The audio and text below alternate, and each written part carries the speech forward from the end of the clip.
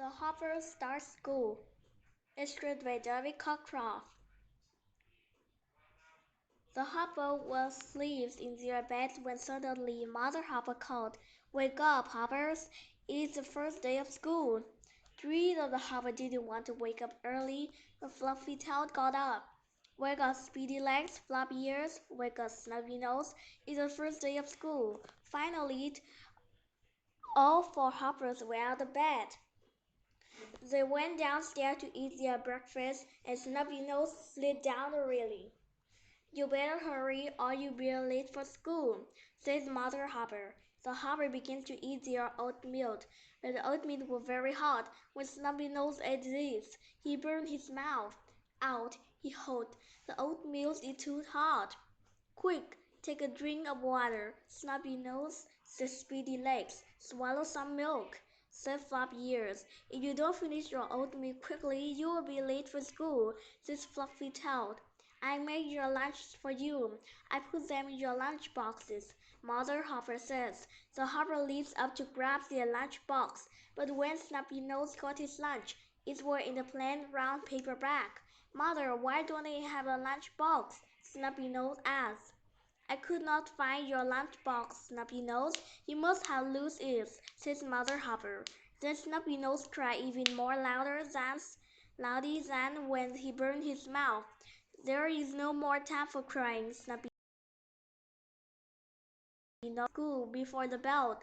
The four Hoppers started out on the road to school. Still Snubby Nose sniffed and cried.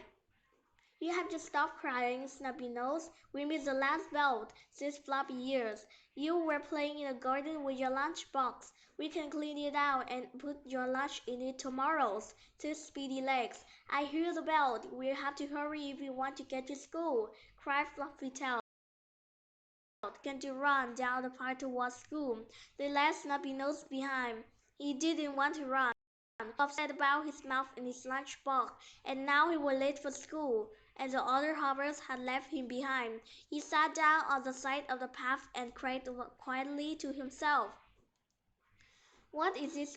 What's this crying on the first day of school?" a voice said. Grandma Grizzly has come up to the path and sat down next to Snubby Nose. "Today is our first day of school," said Snubby Nose, "but I burned my mouth on some hot oatmeal. Then I left my lunch box in the garden, and I couldn't take it to school. When I cried, the other Hopper told me I would be late. They heard the bell ring, and they ran on ahead." Grandma Grizzly put his paw on Snubby Nose's shoulder. "There's only one thing to do when things go bad," he says, "and that is to keep going." He walked Snubby Nose down the path towards school. "Look at the pretty fall leaves, Snubby Nose.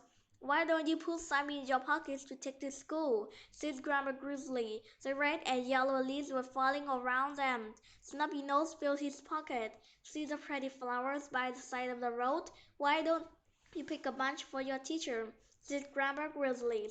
Snubby Nose picked the pretty yellow flower. Soon he had forgotten about his troubles. "Here is the school," said Grandma Grizzly, "and I think I see the other Hoppers." Fluffy Tail, Floppy Ears, and Speedy Legs were also waiting in front of the school. They waved when they saw Snubby Nose. Before Snubby Nose ran to join them, Grandma Grizzly stopped him. "Do you feel better, Snubby Nose?" Grandma Grizzly asked. "Yes," said Snubby Nose. "If you feel bad again, remember the fall leaves and the flowers. Remember that you can feel better all by yourself," Grandma Grizzly said. He took a shiny red apple out of his pocket and gave it to Snubby Nose. "Thank you, Grandma Grizzly," cried Snubby Nose. Snubby Nose ran toward the other Hoppers. They went inside school just as the last bell rang.